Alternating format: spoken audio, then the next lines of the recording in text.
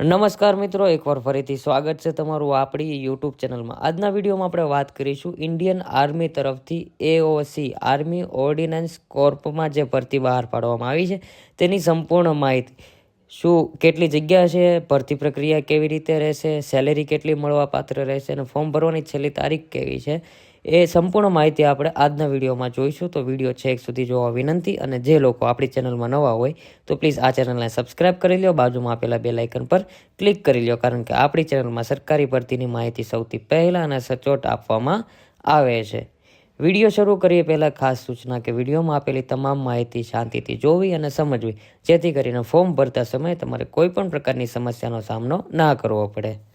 આગળ વાત કરીએ તો શું તમે પણ એઓસી ભરતી 2024 નોટિફિકેશનની રાહ જોઈ રહ્યા છો? જો હા, તો હવે તમે તમારું ફોર્મ ભરી શકો છો, કારણ કે એઓસી એ ટ્રેડમેન, ફાયરમેન, એમટીએસ પોસ્ટ માટે નોટિફિકેશન બહાર પાડ્યું છે.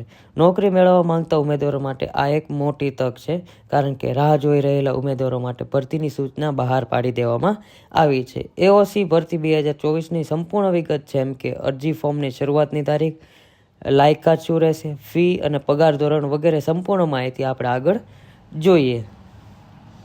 જેમાં સૌ પ્રથમ આપણે વાત કરીએ તો જે નોટિફિકેશન બહાર પાડવામાં આવ્યું છે એ આર્મી ઓર્ડિનન્સ કોર્પ એઓસી તરફથી આ નોટિફિકેશન બહાર પાડવામાં આવ્યું છે.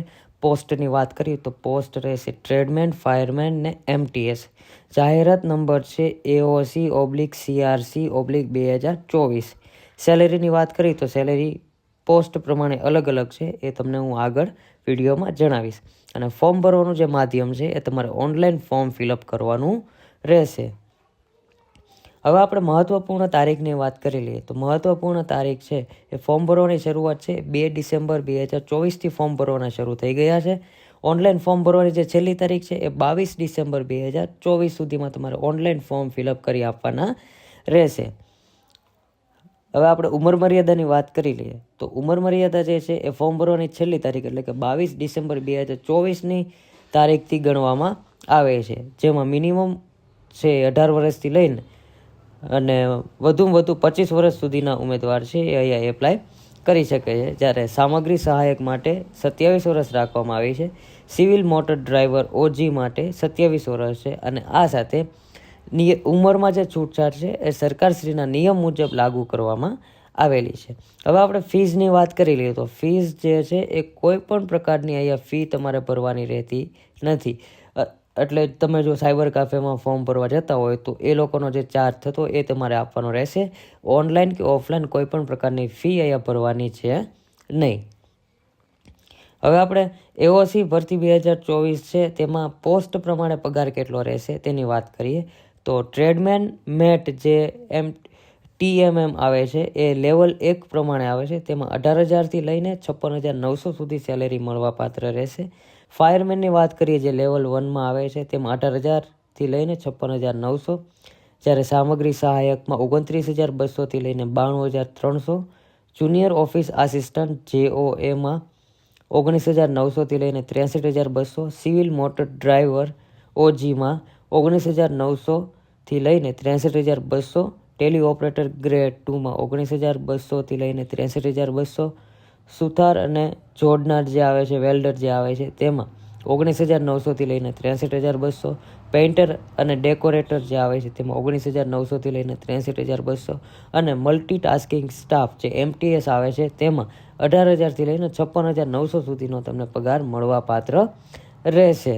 હવે આપણે આર્મી એઓસીની જે ભરતી છે તેમાં પરીક્ષા પેટર્નની વાત કરી લઈએ તો પરીક્ષા પેટર્નમાં જે છે ઓબ્જેક્ટિવ પ્રશ્ન પૂછવામાં આવશે. OMR પદ્ધતિથી પ્રશ્ન પૂછવામાં આવશે.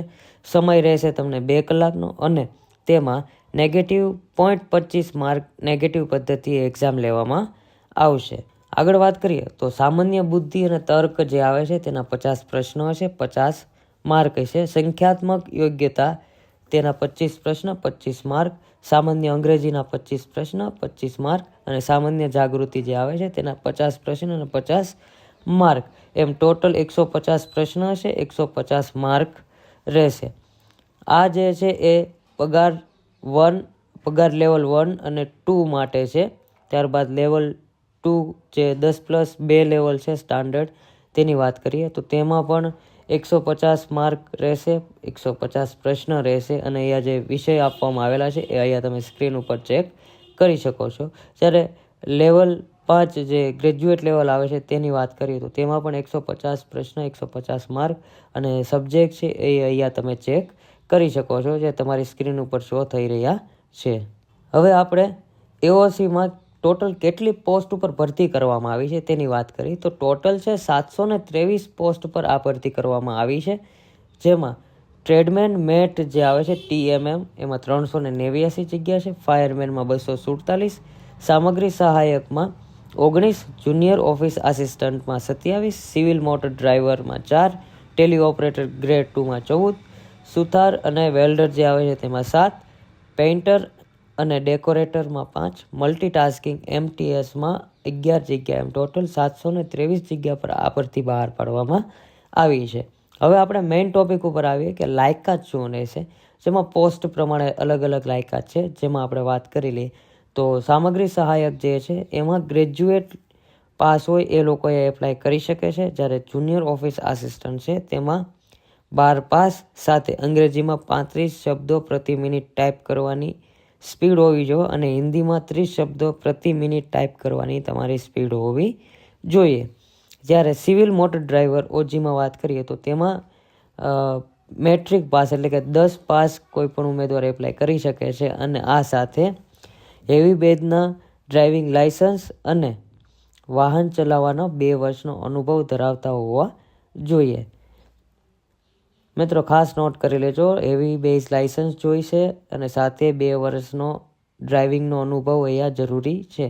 જ્યારે ટેલી ઓપરેટર ગ્રેડ 2ની વાત કરીએ આપણે તો ટેલી ઓપરેટર ગ્રેડ 2માં જે છે એ રહેશે ફરજિયાત અંગ્રેજી વિષય સાથે 12 પાસ કોઈ પણ ઉમેદવાર એપ્લાય કરી શકે છે. જ્યારે ફાયરમેનમાં 10 પાસ ઉમેદવાર એપ્લાય કરી શકે છે. સુથાર અને વેલ્ડર જે આવે છે તેમાં 10 પાસ ઉમેદવાર સાથે 3 વર્ષની તાલીમ અથવા વેપારમાં વાસ્તવિક કાર્યનો અનુભવ ધરાવતા માન્ય ITI તરફથી જે સર્ટિફિકેટ આપવામાં આવે છે એ જોઈશે. જે વેલ્ડરનું આવે છે ITIનું સર્ટિફિકેટ એ અહીંયા જરૂરી છે. જ્યારે પેઇન્ટર અને ડેકોરેટરની વાત કરીએ તો 10 પાસ ઉમેદવાર 3 વર્ષની ITIનો અનુભવનું સર્ટિફિકેટ હોવું જરૂરી છે. અને જે લાસ્ટમાં MTS આવે છે મલ્ટીટાસ્કિંગ સ્ટાફ, એમાં 10 પાસ કોઈ પણ ઉમેદવાર અહીંયા એપ્લાય કરી શકે છે. ફરી એકવાર નોટ કરી લેજો મિત્રો, MTSમાં 10 પાસ કોઈ પણ ઉમેદવાર એપ્લાય કરી શકે છે.